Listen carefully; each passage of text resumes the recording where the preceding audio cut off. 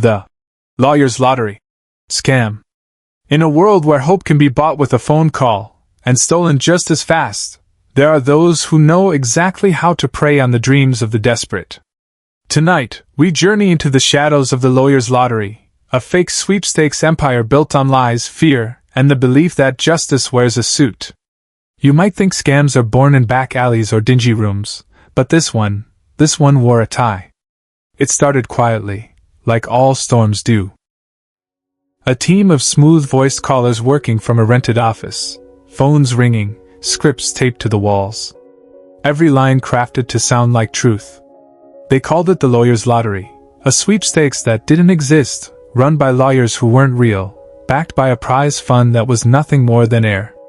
And yet, once the victims answered the phone, the illusion felt warm, comforting, believable.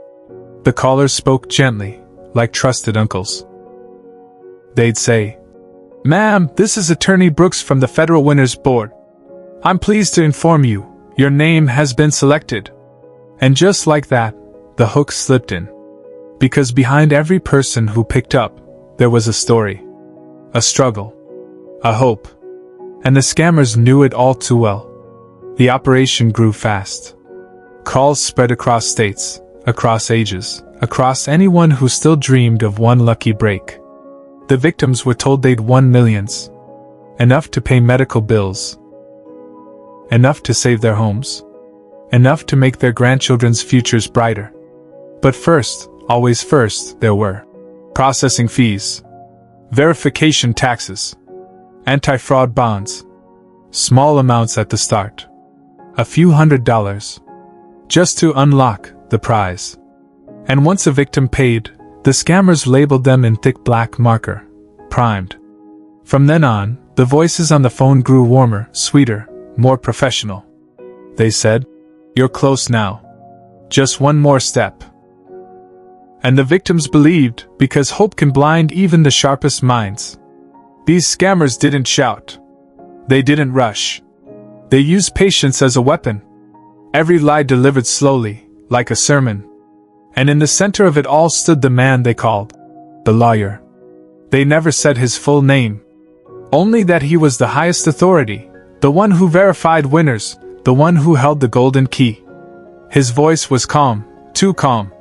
The kind that made even grown men straighten their backs and listen. He said he'd worked for the government. Said he fought for justice. Said he wanted to help people claim what was rightfully theirs. All lies.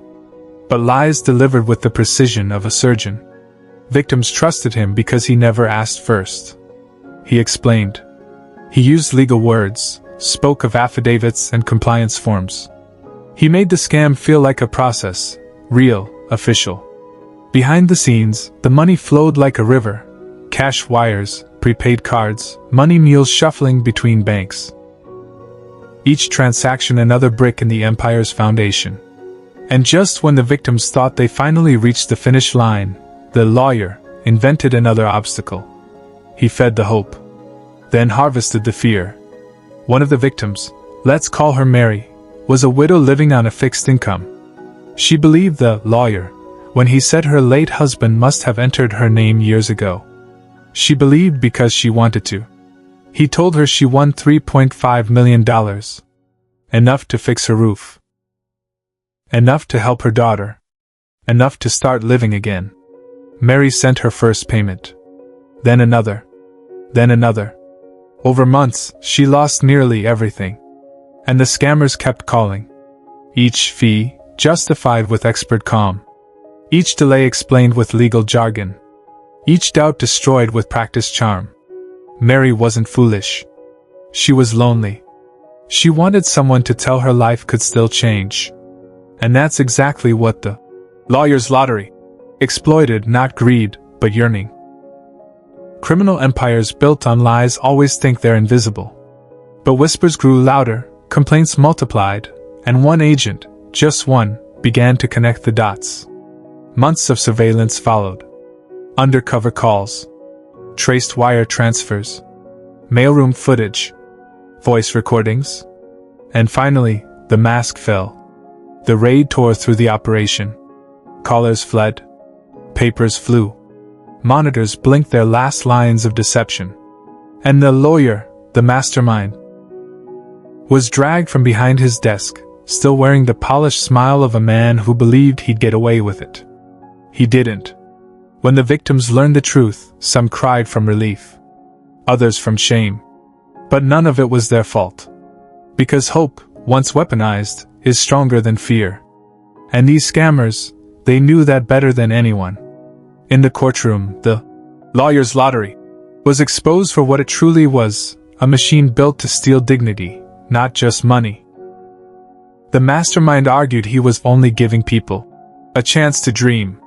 But prosecutors showed the truth: over 1,000 victims, millions stolen, lives shaken. The judge's gavel fell like thunder. And in that moment, the empire of lies crumbled. But the scars remained.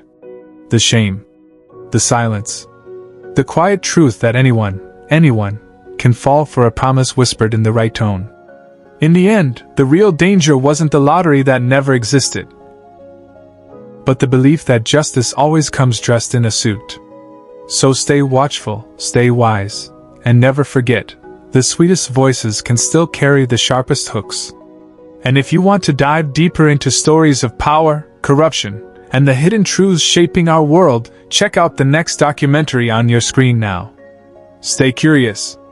Stay informed. See you in the next one. Do not forget to like and subscribe.